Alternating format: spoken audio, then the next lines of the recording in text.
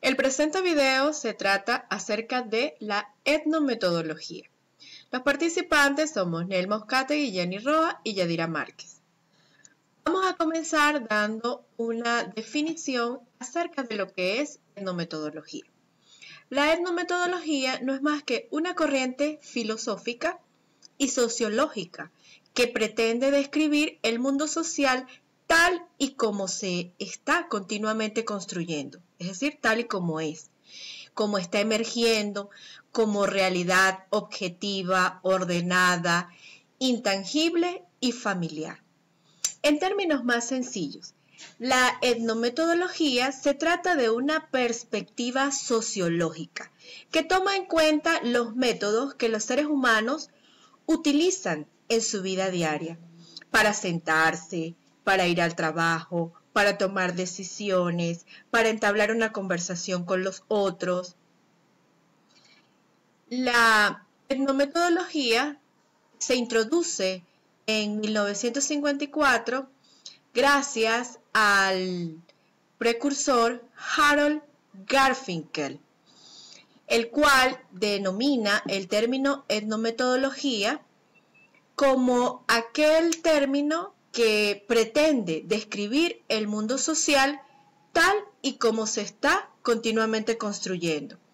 Él habla también acerca de la etiqueta, en la cual se ha extendido a toda una corriente de la psicología social que se desarrolló a partir de los años 60 en ciertas universidades californianas, tomando diferentes orientaciones en la investigación y extendiéndose paulatinamente a los ambientes internacionales relacionados con las ciencias sociales. Los precursores de la etnometodología han sido Talcott, Parsons, Alfred Schuss y el interaccionismo simbólico. Con respecto a Parsons, él habla acerca de la teoría de la acción, donde refleja las condiciones de emergencia y de mantenimiento del orden social. Schuss nos habla acerca de la racionalidad práctica de las actividades cotidianas. Y el interaccionismo simbólico pues no es más que el auténtico conocimiento sociológico que se nos revela a través de la experiencia inmediata en las interacciones de todos los días. Todos ellos han influenciado a Harold Garfinkel, el cual permite que surja una nueva forma de interpretar y entender a la sociedad con la etnometodología. Harold Garfinkel toma los escritos de Parsons y de Schuss. Parsons porque se interesa en esas condiciones de emergencia y de mantenimiento del orden social, algo así como la normativa. Y de Alfred Schuss porque se refiere más a la racionalidad práctica de las actividades cotidianas y pues al tipo de conocimiento social que pone implícitamente en práctica. Todo ello nos lleva a hacer una diferencia entre lo que es etnometodología y fenomenología. La etnometodología es aquella entonces que se centra en estudiar lo que hace la gente, mientras que la fenomenología es la que se ocupa de estudiar a lo que piensa la gente.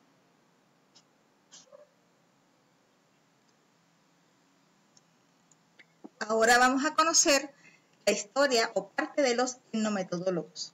Esto surge de dos vertientes. Primero están los hechos sociales, donde se caracterizan las conductas de los seres humanos, ya que esto se dice que esto no son personas tontas, sino parten del fenómeno social que los conduce.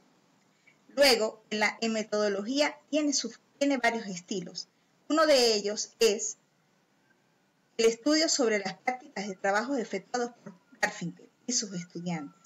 Más adelante, los estudios sobre la conservación, para luego trabajar con la sociología cognitiva de Sicurel en lo estampado en 1974 y luego determinar los grupos de análisis. De aquí surgen los movimientos etnometodológicos a partir de 1949, donde Garfinkel adopta la idea de William Thomas, a quien critica, y parte de de esa actividad de los actores toma una definición sobre la situación.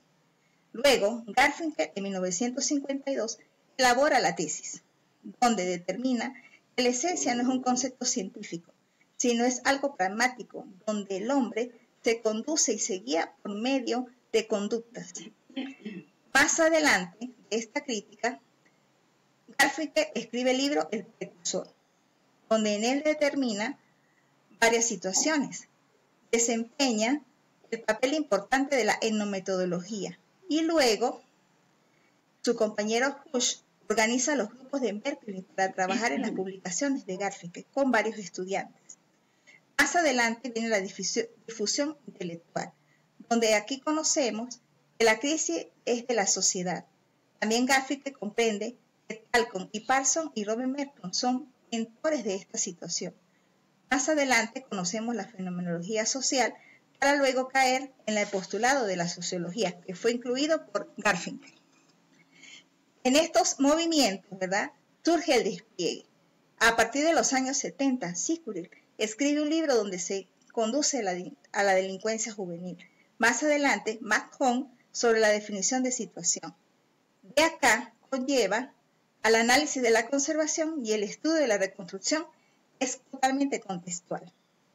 Luego hablaremos del carácter contextual de las acciones, donde conoceremos algunos conceptos, como la práctica, que es el razonamiento práctico, y la actividad práctica del ser humano dentro de la sociología. Más adelante hablamos de la realización. Garfinkel dice que las actividades prácticas, circunstancias prácticas y razonamiento sociológico, todo es totalmente práctico. Enfoca el modelo de realización continua de los actores y hace que los hechos sociales son los que incluyen al hombre con respecto a su conducta y sus deberes en la sociedad. Para luego hablar de la indexicalidad, que es la propiedad de las palabras de unir el concepto con la situación. El discurso de una actividad situada en el contexto que construye el sentido, donde las personas perciben lo que pasa dentro de su vida cotidiana.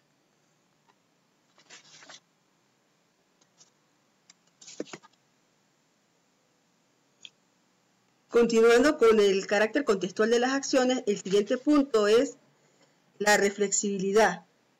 Es un proceso donde estamos implicados para crear la realidad social mediante nuestro pensamiento y nuestras acciones. El lenguaje para hacer algo. Forma parte de su construcción. Otro elemento importante es la responsabilidad. Toda acción social es descriptible, inteligible, relatable y analizable.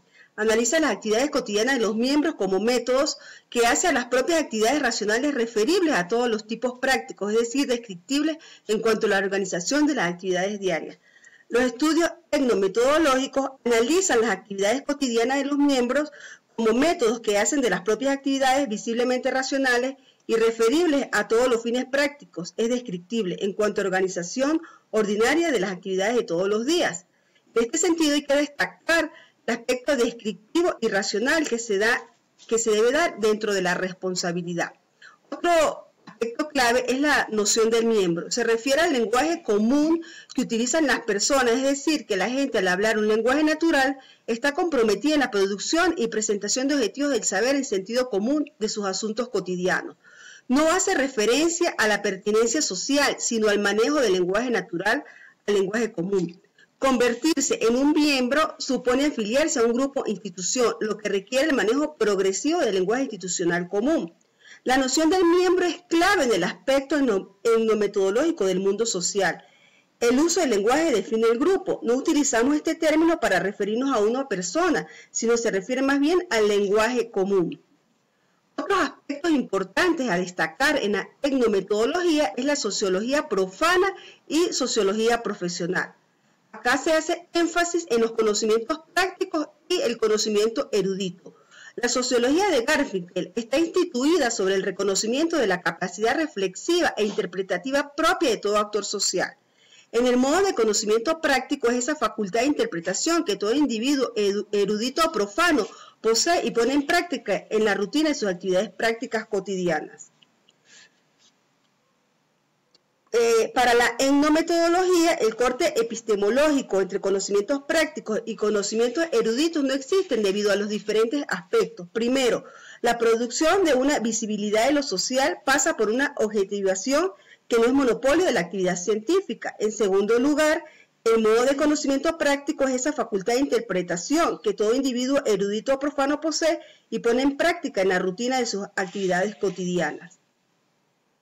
Objetivismo y subjetivismo. El objetivismo aísla el objeto de la investigación e introduce una separación entre observadores y observados.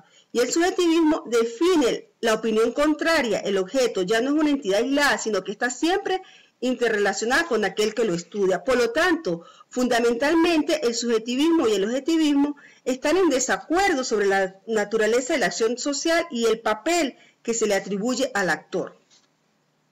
Método documental de interpretación. Permite ver las acciones de los demás como expresiones de patrones, los cuales nos permiten ver lo que son las acciones. Los individuos desvelan la realidad social, la hacen legible al construir patrones visibles. El método documental es utilizado cada vez más por investigadores. Construye una historia de vida o una historia natural. El análisis de la conversación. Uno de los campos más desarrollados y más ricos de la etnometodología es sin duda el llamado al análisis de la conversación. El estudio de la conversación es el estudio de la estructura y las propiedades formales del lenguaje. En el transcurso de nuestra conversación demostraremos nuestra competencia social para hacer intercambio con nuestros semejantes. Cuestión de método.